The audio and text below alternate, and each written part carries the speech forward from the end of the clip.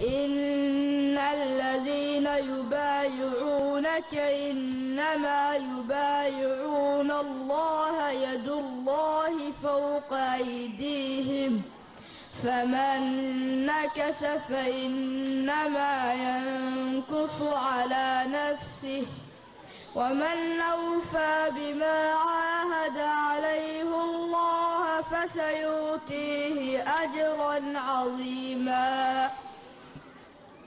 سيقول لك المخلفون من الأعراب شغلتنا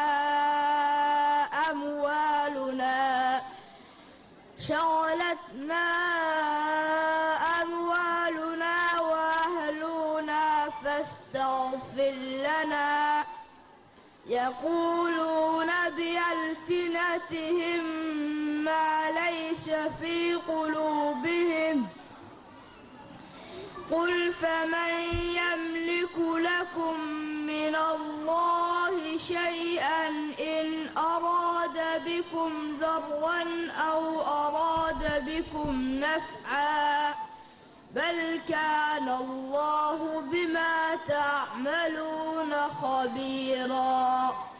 بل ظننتم أن لن ينقلب الرسول والمؤمنون إلى أهليهم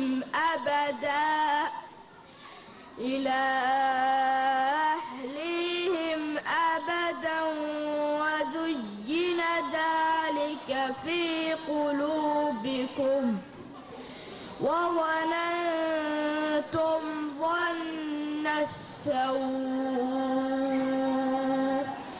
وكنتم قوما بورا. ومن لم يؤمن بالله ورسوله فإنا أعتدنا للكافرين سعيرا. ولله ملك السماوات والأرض يغفر لمن يشاء ويعذب من يشاء وكان الله غفورا رحيما.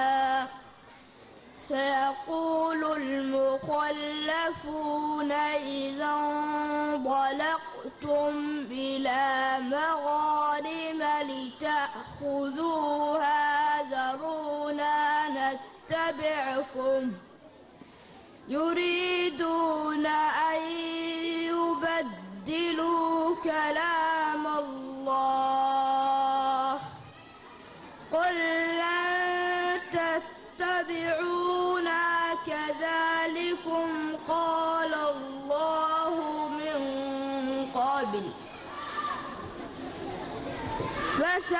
فسيقولون بل تحسدوننا بل كانوا لا يفقهون إلا قليلا.